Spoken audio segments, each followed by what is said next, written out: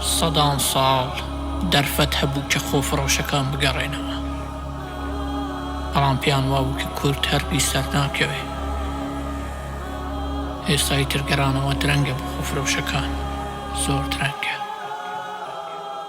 داڕێکیان لە دەستە کە هەردووک سەری هینە، خاکیان فرۆش سەر ئەم خاکە پڕ لە خوینە. داهاتوویان دەوێت بەڵام فیشەکێک لە سینە، شەش شەرکەی کۆتاوی تەنیا ئاسمانی شینە. ئەوەی دەبینم بە چاوی خۆیان ئاگرە، هەرچی لە دوژمن تێتان کردووە داگرە. حەقڵاوی کەسێک کە کوردستانی لە دڵبێ، نەکەوەی ئۆباڵی ڕۆڵەی شەهیدی لە ملبێ.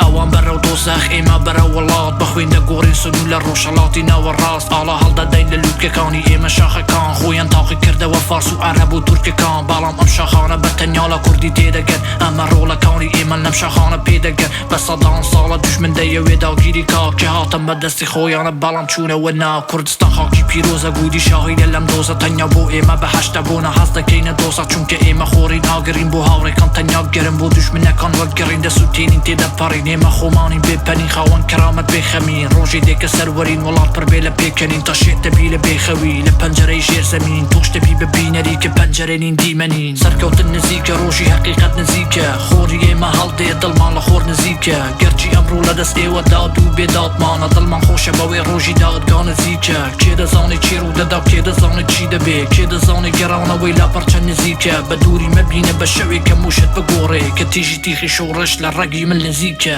شەوێک دێنە بەردەرگای ماڵەوەت بە کلاش، دەڵین خۆفرۆشی جاش، سەڵاو ئێوارەتان باش. دەڵێ کێ خەبەری داوە، دەڵێم ناوی تۆش دەناوە. تو دووان کەس نیت، پێشمەرگە لە شار بڵاوە. پڕ دەبین لە هەستی شۆڕش، هەستی نوێی بوونەوە، بەڵام بۆ تۆ پێچەوانە هەستی تیاچوونەوە. هونەرمەندە چاشەکانەوە بۆ من لێگەڕین، بەڵێم بێ لەسەر لاشەی هەمویان تێپەڕم. چونکە کوردستانی ئازاد دەبێ خاوین بێ لە خۆفرۆش. ئاڵا هەڵدەین لە شەقامەکان بە جۆش و خۆشی، ترداری کورد و بەری کورد، هونەری کورد بۆ کورد بێ، تەنانەت ناوی ئاژەڵیش هەمووی لە مێژووی کورد بێ. ئەگەر باڵم دەدەفرن، ئەگەر گوڵەکان دەبینی، ئەگەر هەستەکەی مرۆڤی بۆ ڕەنجی مرۆڤ دەگری، بەهۆی خاکی پیرۆزی کوردستانەوە ئەمە هەستین و مێژوو دەڵێن گودی نەبازین دوو نەدەما کەس. تا سەر ئێسپانم کورد نیم، تا ناوستانم کوردم، لە بیرم نەچووە ئەو خاکەی لیان بردم. دەبێ شنگاڵ دووبارە بێ، یاخود ئەفرین دووبارە بێ، مەڕەش و حەلەب، کەرکووک و سەردەشت دووبارە بێ. هەڵاجۆ ڕۆبۆسکی، گەرمیان کۆبانێ، چوارچرا و ئیمرالی ڤیەنا دووبارە بێ.